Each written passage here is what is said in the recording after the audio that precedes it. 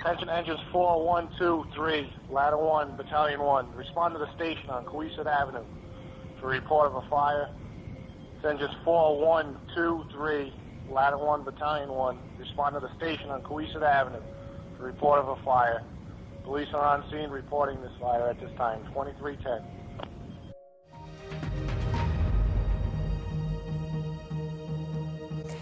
Good evening. A massive fire at an American nightclub packed with young music fans has left at least 85 people dead.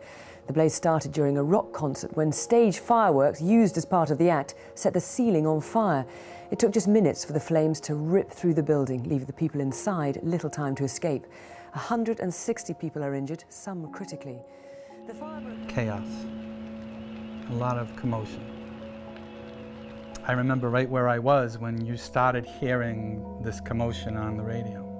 Well, it's first time how we need more rescues. We got at least a couple hundred people to be able to at least 100 inside. You could tell that whatever this guy was seeing, when you heard it on the radio,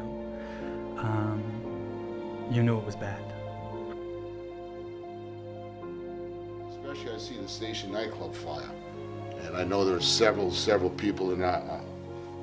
I've known them where they lost actually their children in that Station nightclub fire.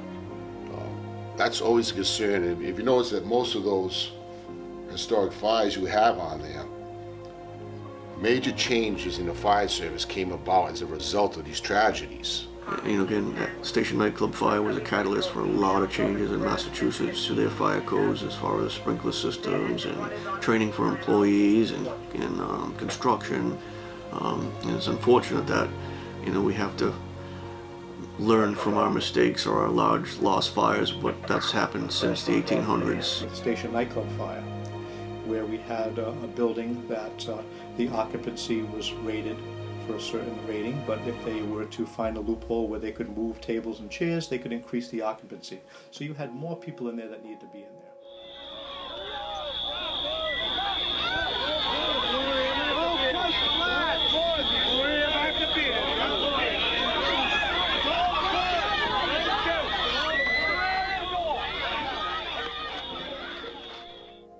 Battalion 1. Battalion 1, I have a report of a female trapped in the female bathroom there also. They didn't want people getting in without paying, so what they did is they created a sort of a pinch point at the entrance where they had a ticket booth where only one person could enter at a time.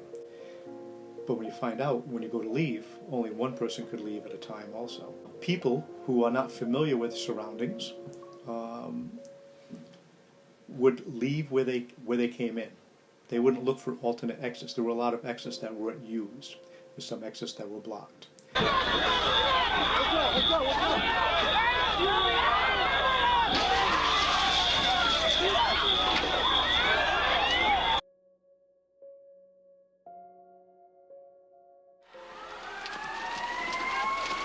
Anybody inside?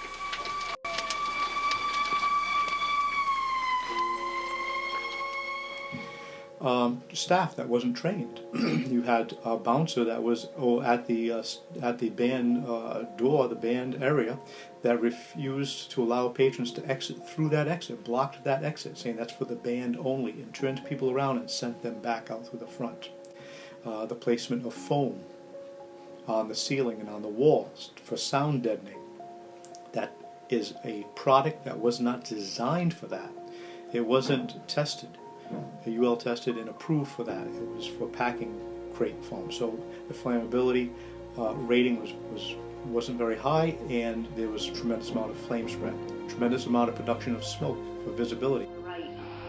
We're stopped by a bouncer who told us the door was for the band only, that it was club policy. Boy, I wish a lot of employees followed their policies. This guy really stuck to it. My entire world would be different had he not.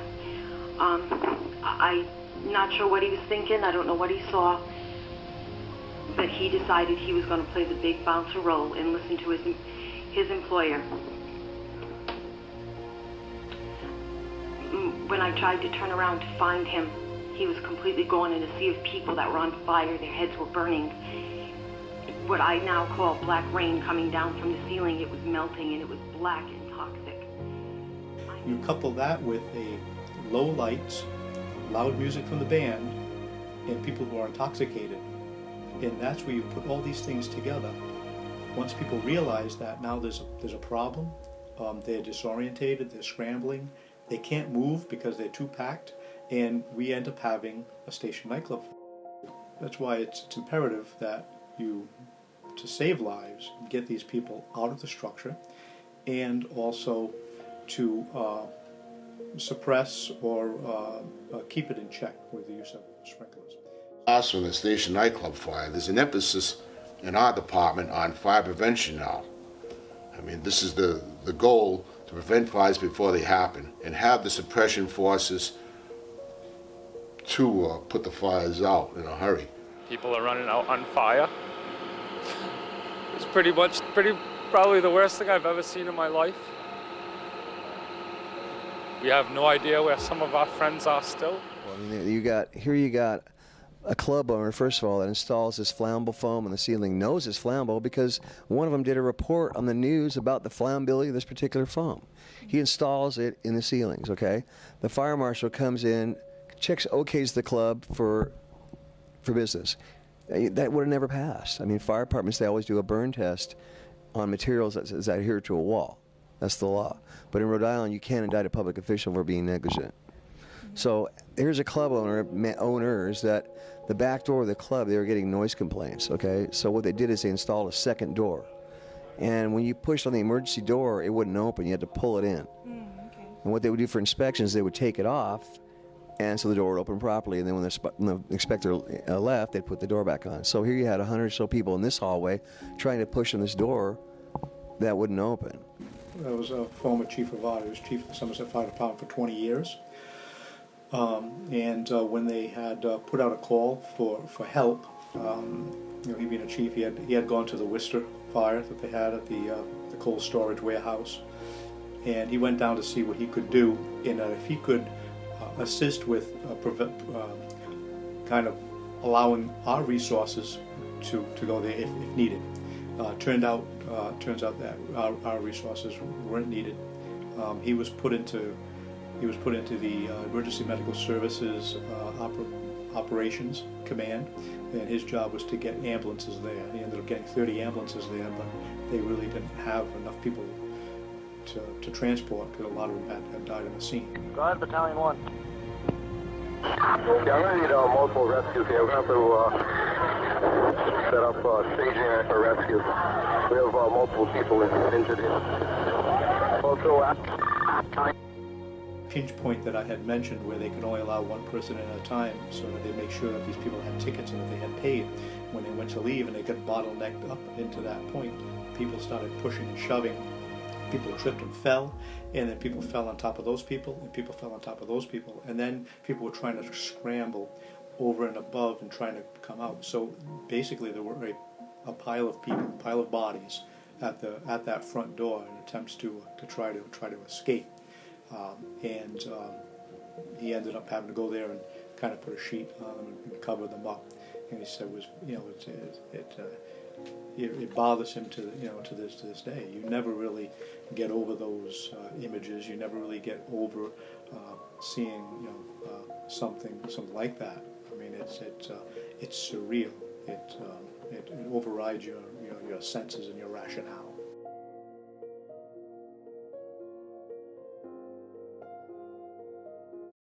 Our stretcher and ourselves, myself and my partner, were standing there watching the firefighters working not 10 feet from us. And they were pulling bodies out with ropes. They were reaching in, lassoing them, and just pulling. And as bodies would come out, they would, they had trouble trying to get them to the area that was marked as the morgue, temporary morgue, which was nothing more than a tarp laid on the ground. And our stretcher was in such a way that as they dragged them over the hood of one car, they would use the stretcher for the bridge to get them over to the hood of the other car to get them over to drag them over to the morgue area. evacuate the building at once. We're going defensive operation. We've had a partial collapse. Everybody out of the building.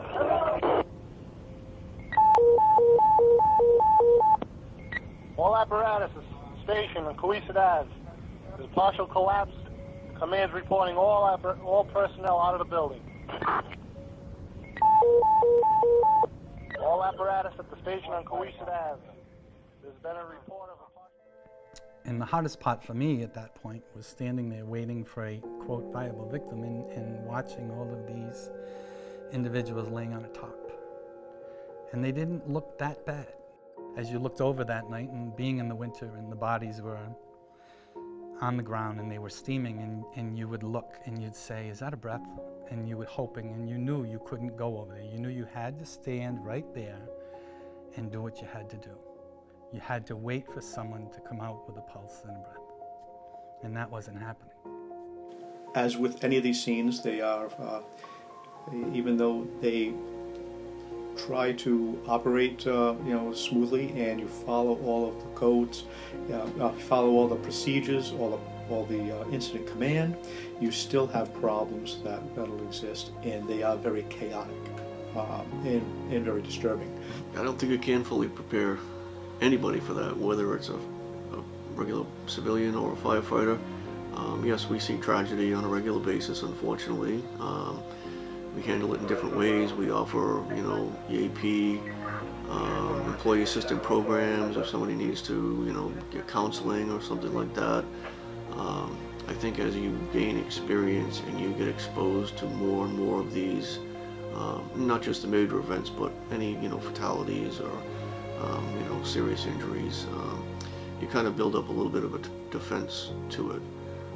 But I can't imagine, and there's nobody that's immune to that, somebody walking into a station nightclub fire situation. There is no way you can prepare somebody fully for that. Just the carnage and destruction, and it's hard to prepare for. I don't think you really can. First of all, I think we have to say that this has now become one of the worst fires in recent American history.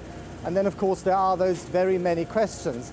The band, for instance, says that they got permission for this pyrotechnics display, which you saw in my film, was incredibly dangerous. It beggars belief how anyone could have given permission for that. The owner of the ill-fated nightclub says that he never gave the permission. The police are now saying that they will press for criminal charges. And of course, there are an awful lot of extremely angry and sad relatives in this small community who want answers to questions that they thought they would never have to ask. Listen to what one of the owners had to say about their level of cooperation with investigators to this point. We're devastated by what's happened here. We want to cooperate in any way we can, provide any information we can. And we have our own internal investigation that's ongoing. And we want answers too, and at the appropriate time, we'll be willing, to make a full statement. The number one concern right now is with the families that have been affected by this. It's clear that the owners knew pyrotechnics were being used in this establishment by prior bands. They knew it was being conducted that night. The management knew when the band was setting up that pyrotechnics were being used that night. So for them to claim that they did not know pyrotechnics were being used is clearly wrong.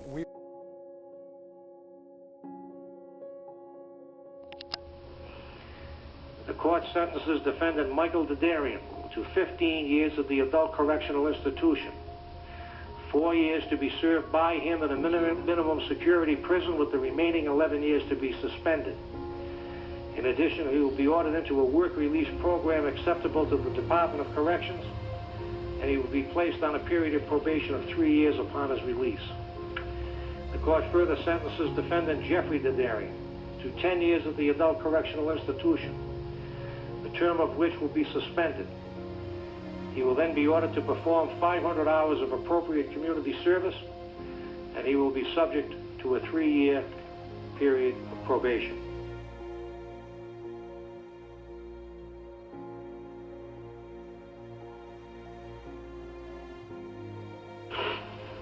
I know how this tragedy has devastated me, but I can only begin to understand what the people who lost loved ones have endured.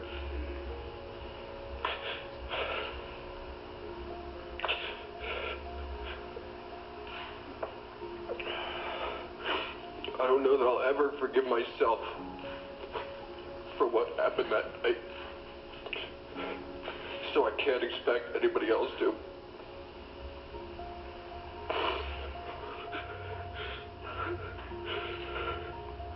I'm so sorry for what I've done.